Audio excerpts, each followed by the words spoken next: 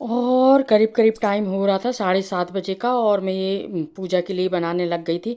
क्योंकि पूजा के लिए थोड़े से बनाऊंगी, फिर इसके बाद आके बनाऊंगी। तो ये आटा मार रही थी। आटा में थोड़ा सा मोवन मिलाया जाता है, और फिर इसके बाद ये गुड़ के पानी से मढ़ता है।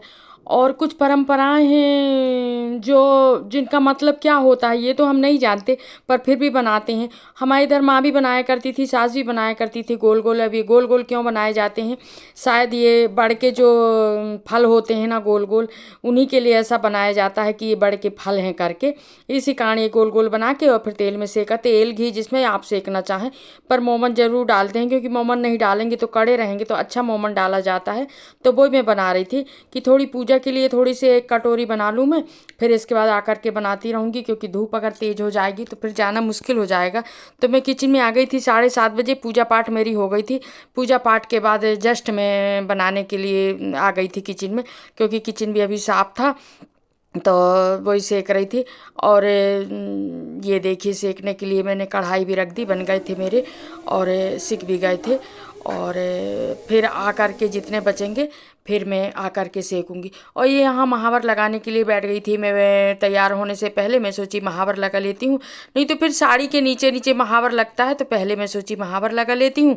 और महावर लगाने के लिए बैठ गई थी। ये देखिए मेहंदी में ऐसे लगाई थी, जैसा बना मेरे को वैसा लगा ली थी। और ये देखिए मैं रेडी हो गई थी वहाँ जाने जाने के लिए, एकदम बिल्कुल साड़ी आड़ी साड़ी पहन के। और आज गुरुवार है, वैसे तो मैं अक्सर लाल साड़ी पहनती हूँ, पर मैं आज गुरुवार के कारण मैं ना पीली साड़ी पहनी हूँ। और मैं तैयार हो गई थी, सारा सामान भी इकट्ठा कर ली थी। जैसे ध्यान आता गया मुझे, सारा सामान रख ही ली थी मैं। और हेलो, कैसे हैं आप? राधा रानी रियल ब्लॉग में मैं आपका स्वागत करती हूँ। बड़ों को प्रणाम, छोटों को आशीर्वाद। और जो मेरी हम उम्र हैं उनको राधे राधे। और जो मेरी हम उम्र हैं वो सभी पूजा की तैयारी कर रही होंगी। कुछ पूजा करने चली गई होंगी, कुछ तैयारी कर रही होंगी, कुछ निकल रही होंगी। सबका यही लगा होगा। कुछ लोग जो है शाम को भी जाएंगे, क्योंकि धूप ज़्यादा तेज है, तो कुछ लोग शाम को भी जाएंगी। मैं भी यही सोची थी कि शाम को जाऊंगी करके, पर मैं सोची चलो हो आती हूँ, पहले पूजा कराते हैं, इसके बाद फिर घर के काम होते रहेंगे। और अगर अपन धूप से डरे ना तो फिर लेट हो जाएगा। और फिर ये रहता है पूजा करने के बाद अपन कुछ फलाहार वलाहार फल वल खा लेते हैं, तो पूजा कराओ फिर इसके बाद फल खाओ तो फिर अच्छा रहता है। क्योंकि इस समय क्या है, गर्मी का टाइम है, ज़्यादा देर तक खाली पेट नहीं रह सकते, कुछ ना कुछ तो खाना ही पड़ेगा। और मैं सब लोगों से बोल रही हूँ कि उपवास रहिए आप, पर ना फल वल बीच में ले लिया करिए। क्योंकि अभी का समय जो है ना बहुत गर्मी का चल रहा है, तो बहुत ज़रूरी है पेट में कुछ रहना और धूप से बचना।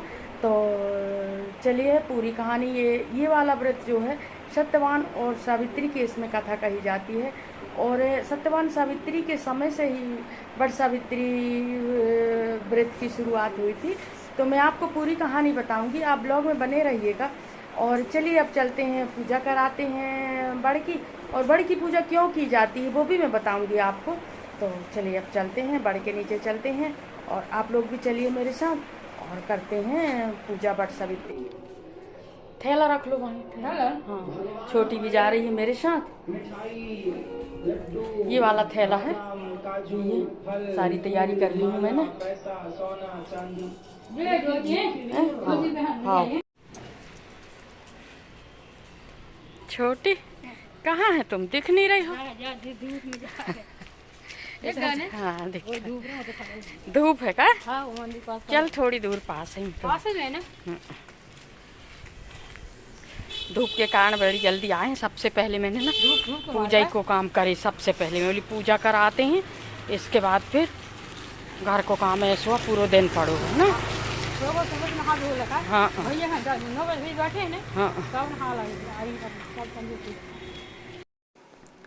इसके बाद देखिए हम यहाँ आ गए थे बड़ के पास, कृषि मंडी में है ये बड़ का पेड़।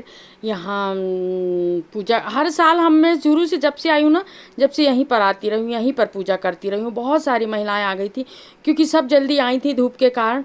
बहुत सारी महिलाएं पूजा कर रही थी, कुछ आते जा रही थी, कुछ पूजा कर रही थी। तो बहुत सारे लोग यहाँ इकट्ठे थे और आ गए थे हम बड़ के नीचे। और ये देखिए ये पूजा करने लगे थे।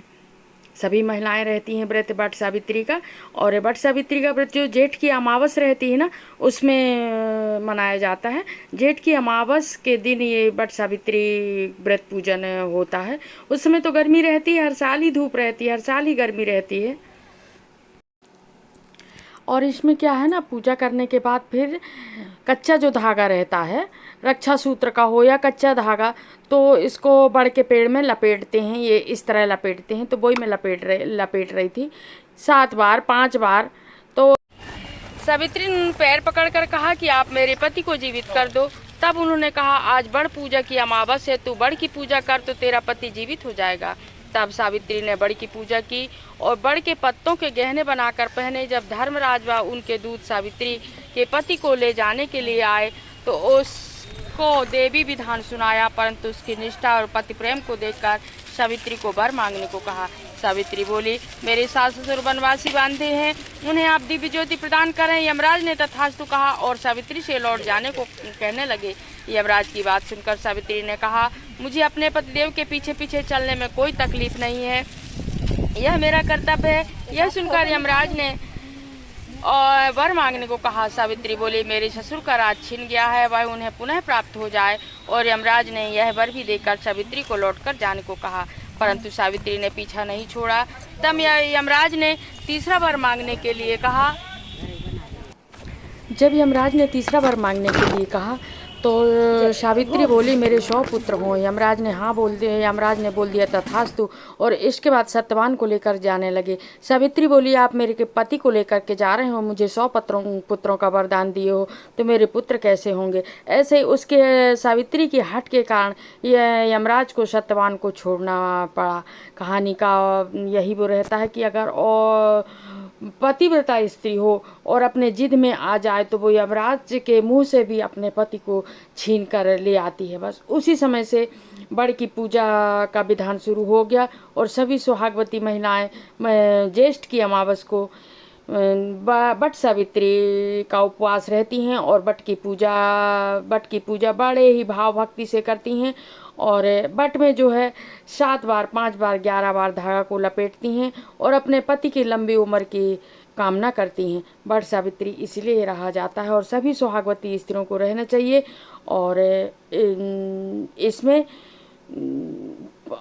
पति दीर्घायु होते हैं और सुहाग हमेशा बना रहता है।